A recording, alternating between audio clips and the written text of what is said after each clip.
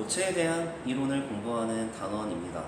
전 시간까지는 원자에 대한 내용을 다뤄보는 이론에 대해서 공부했다면 오늘 이 시간에 조금 더 확장된 규모에서의 내용을 공부하는 시간이에요.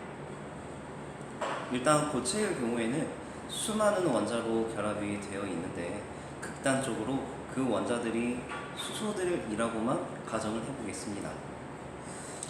전 시간 내용에 따르면 수소 원자의 경우에는 전자들이 점유할 수 있는 에너지 준위들이 불연속적이었고 그 에너지 준위는 원자 핵으로부터 멀어질수록 에너지 준위 값이 커지며 동시에 이웃한 궤도 사이의 간격이 좁아진다고 했었어요. 기억나죠? 고체는 수소 원자 하나만 있는 거가 아니고 여러 개가 있는 경우다 보니 수소 원자를 하나 더 추가한다고 합시다. 구별하기 쉽게 주황색으로 색 표현을 할게요. 그러면 주황색 수소 원자 내의 전자 또한 수소 원자라는 정체성에는 변함이 없기 때문에 그 전자가 점유할 수 있는 궤도 양자수에 따른 에너지 준위가 하얀색 수소 원자 내의 전자와 똑같아야 합니다. 그렇죠. 그런데 실제로는 그렇지 않고 살짝 벌어져 있는 위치에 전자가 위치할 수 있다라는 겁니다. 마찬가지로 수소 원자 하나 더 추가를 하면 파란색이라고 할게요. 이 파란색 수소 내의 전자 또한 하얀색과 주황색이랑 겹쳐있지 않는 살짝 벌어져 있는 위치에 전자가 존재할 수 있다. 이렇게 될 수밖에 없는 이유를 파울리는 베타 원리라고 정의를 내리며 설명을 합니다. 파울리에 따르면 하나의 양자 상태, 이 경우에는 전자가 점유할 수 있는 에너지 준위를 의미하는 거겠죠. 그 하나의 양자 상태에는 하나의 전자만이 위치한다.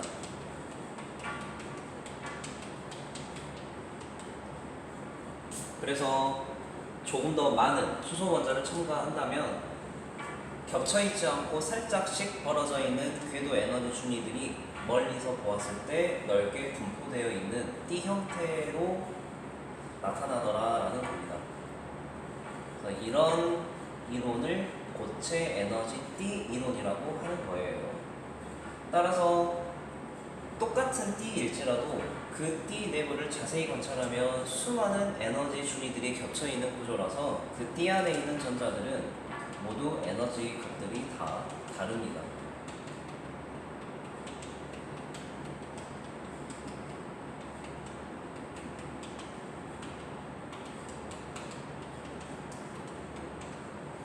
이처럼 전자와 위치할 수 있는 띠를 허용된 띠라고 하고 허용된 띠와 다음 허용된 띠 사이 여기 있는 전자가 있을 수 없죠? 이런 띠를 금지된 띠라고 합니다.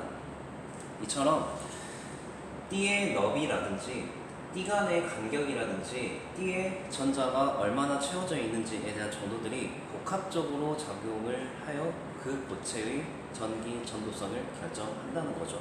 그에 따라 고체는 크게 세 개의 카테고리로 나뉘게 됩니다. 첫 번째, 부도체 볼게요. 부도체는 절연체라고도 불리며 전기가 매우 통하지 않는 가령 유리, 플라스틱, 고무 이런 애들이 부도체입니다. 이 부도체는 에너지 띠 구조가 다음과 같아요. 일단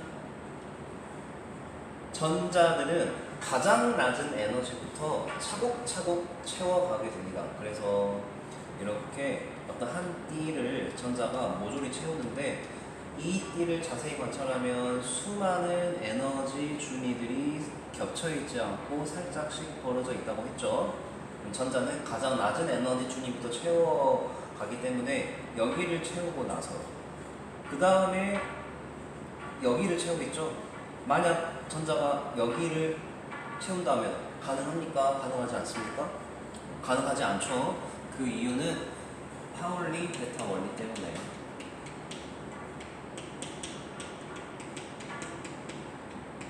그래서 하나의 양자 상태, 하나의 궤도에 전자 하나씩 채워가면서 한 띠 내의 에너지 준위를 모두 전자가 채웠다면 그 띠를 원자가 띠라고 합니다. 그리고 전자가 덜 차 있거나 완전히 차 있지 않는 띠를 전도띠라고 해요. 부도체의 경우에는 원자가 띠와 전도띠 간의 간격이 너무나도 넓기 때문에 상온의 열 에너지로는 택도 없을 만큼 넓은 상태, 이런 띠 구조를 가지고 있는 도체가 부도체입니다. 반면 도체의 경우에는 금속들이 도체죠. 알루미늄이나 구리나 철, 이런 애들은 원자가 띠와 전도띠가 겹쳐 있는 경우라든지 아니면 원자가 띠와 전도띠 간의 간격이 아예 없는 경우, 이런 경우에는 원자가 띠의 전자가 전도띠로 쉽게 전이할 수가 있어서 이 전도띠 내부에서는 전자들이 자유롭게 움직이는, 즉 자유전자가 많게 됩니다. 그 다음 반도체 볼게요. 반도체의 경우에는 부도체와 비교를 해야 됩니다. 어떤 차이점이 있냐면 전도띠와 원자가띠 간의 간격이 부도체에 비해서 비교적 좁다 보니 원자가띠의 전자가 전도띠로 전이할 여지가 있어요. 그래서 전자가 이렇게 전도띠로 올라오면 원자가띠에 있었던 위치가 비게 되는데 이 빈 구멍을 양공이라고 합니다. 이것을 왜 양공이라고 하는지 이유를 알아볼게요. 밑에 그림으로 와서 원자가띠를 조금 더 크게 확장해서 다시 그리겠습니다. 전도띠가 있고 원자가띠가 있는데 원자가띠 가장 위쪽에 있는 궤도의 전자가 전도띠로 전이를 하면 여기에 빈자리가 생겨요. 그러면 이 자리 바로 아래쪽에 있는 준위의 전자가 여기를 채웁니다. 그럼 또 여기 빈자리가 생기죠. 그러면 또 이 빈자리 밑에 있는 준위의 전자가 여기를 채워요. 그럼 여기 또 빈자리가 생기죠. 결국 전자가 이렇게 윗방향으로 움직이게 되면 빈 구멍에 움직이는 경향은 전자의 움직임과 반대가 됩니다. 여러분이 중학교 때 공부했어요? 전자 움직임과 반대 방향으로 움직이는 전하는 양전하였죠. 그래서 실제로 구멍이 움직이는 거긴 하지만 구멍이 움직이는 경향이 양전하와 같다고 해서 양전하처럼 움직이는 구멍, 양공이라고 부르는 겁니다. 알겠죠?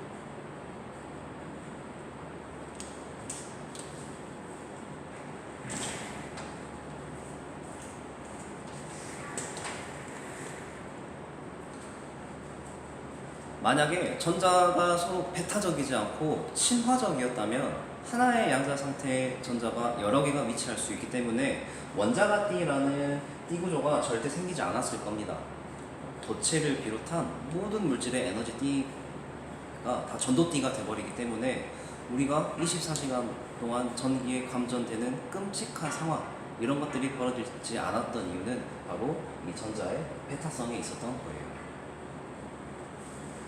다음 전기 전도도와 비저항에 대해서 알아봅시다. 간혹 모의고사나 기출문제에서 물어보는 파트이다 보니 설명을 하고 넘어갈게요. 전기 전도도, 일단 고체 물질이 얼마나 전기를 잘 통하는지에 대한 성질을 전기 전도성이라고 하고 그 전기 전도성을 수치화시킨 게 전기 전도도입니다. 전기 전도도는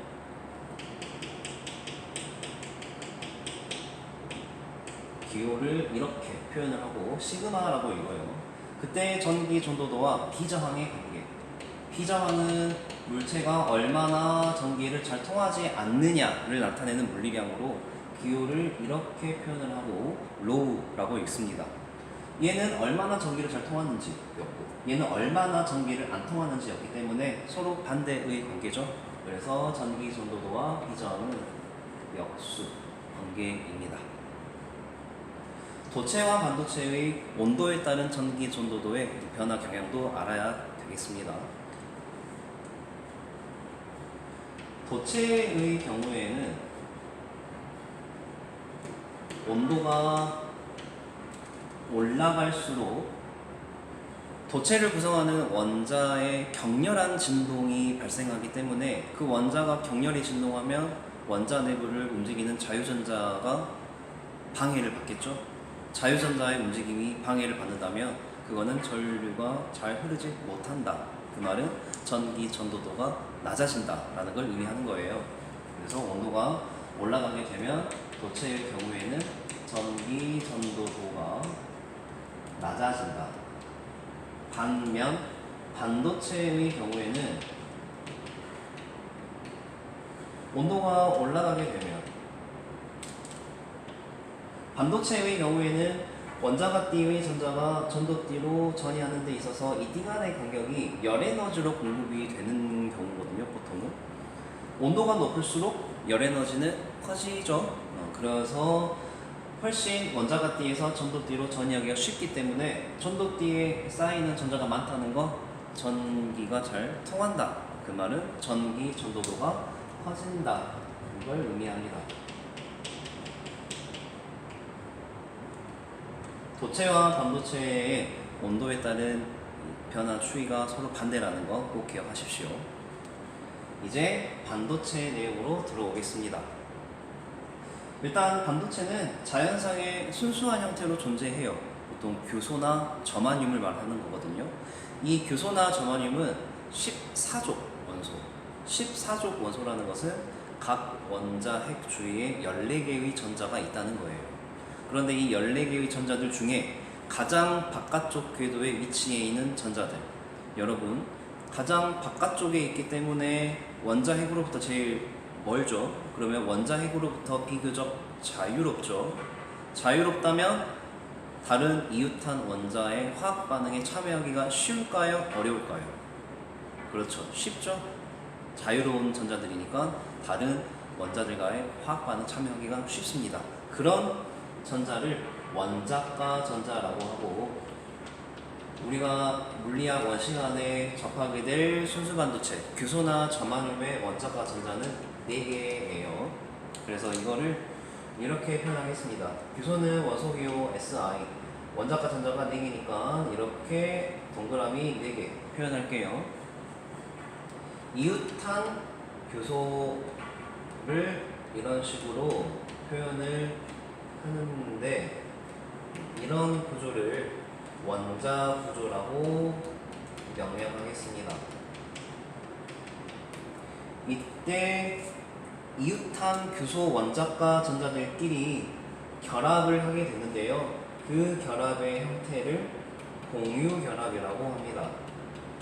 공유결합이라는 것은 누구를 공유하느냐? 바로 전자이거든요.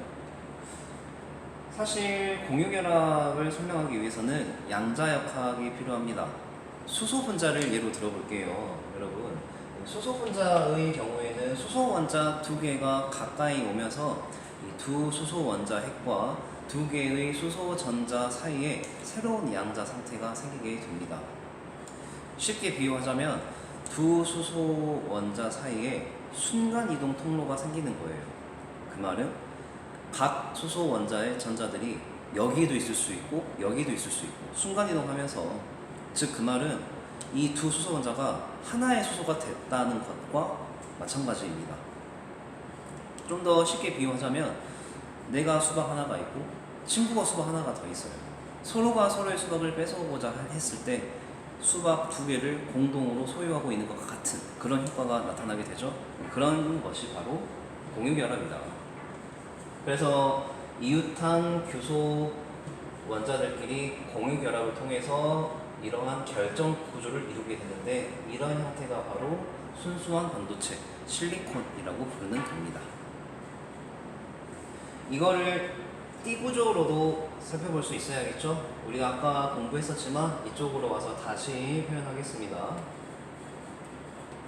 원자가 띠, 그리고 전도 띠. 원자가 띠에서 전자가 전도 띠로 3개가 전이 한다면 원자가 띠에는 양봉이 몇 개 만들어져야죠? 그렇죠. 3개가 만들어져야죠. 네, 이런 식으로 순수 반도체의 경우의 띠 구조는 이렇게 정의가 됩니다.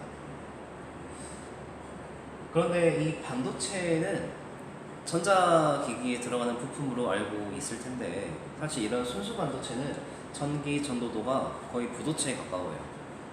즉, 이 반도체는 그 자체만으로는 상품적인 가치가 전혀 없습니다. 그래서 이 반도체를 전자기기에 넣기 위해서 전기가 잘 통해야 할 텐데 전기가 잘 통한다라는 건 전하의 유동성이 좋다는 거예요? 안 좋다는 거예요? 좋다는 거죠. 전하의 유동성이 좋아지려면 또 다른 전하들을 채워줘야겠죠. 그래서 우리가 불순물이라는 것을 주입해주는 거고 이를 도핑 한다라고 표현하는 겁니다. 이제 불순물 반도체 볼게요. 불순물 반도체는 두 가지 종류가 있어요. 첫 번째 N형 반도체.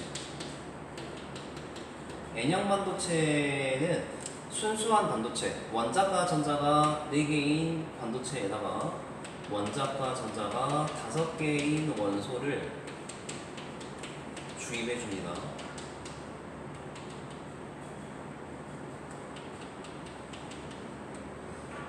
그래서 전자의 개수가 양봉의 개수보다 많은 형태의 불순물 반도체예요. 이 N형 반도체를 원자 구조와 띠 구조로 살펴볼 줄 알아야 됩니다. 원자 구조부터 볼게요. 순수한 반도체, 교소에다가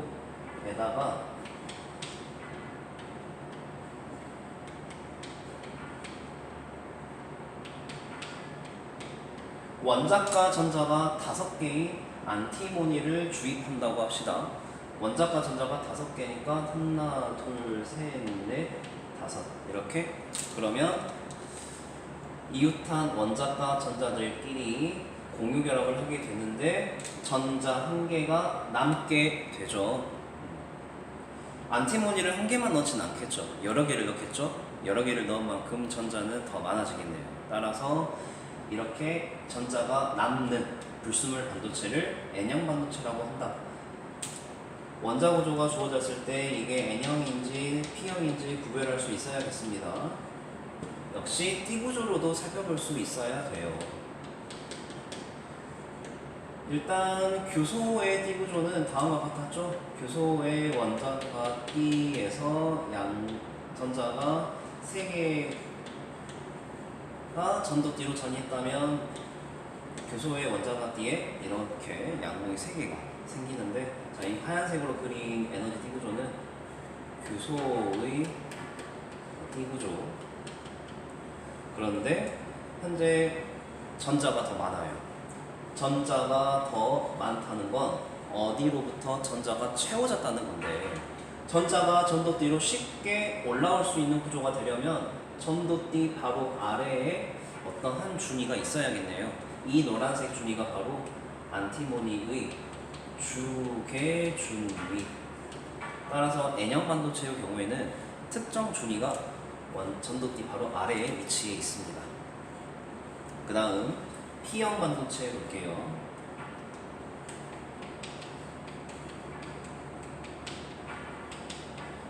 N형 반도체에는 네거티브이기 때문에 전자가 많고, P형의 P는 파스티브라서 양공이 많겠죠.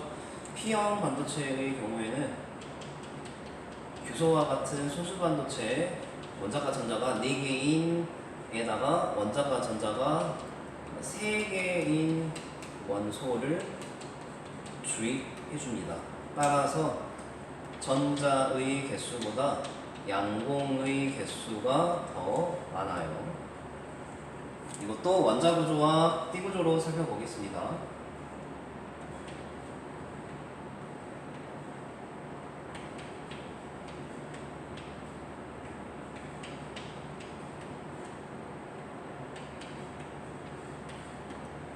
여기에 원자과 전자가 3개인 붕소를 주입할게요. 전자 이렇게 3개. 그러면 이웃한 원자과 전자들끼리 공유 결합을 하는데 여기에 규소의 원자과 전자와 결합할 원자과 전자가 없죠. 그래서 여기 빈자리가 하나 생겼죠. 궁소를 많이 주입하면 주입할수록 빈자리의 개수는 많아질 겁니다. 이 빈자리, 구멍, 뭐였죠? 양봉. 원자 구조로 살펴보았고, 그 다음 띠 구조로도 살펴봅시다.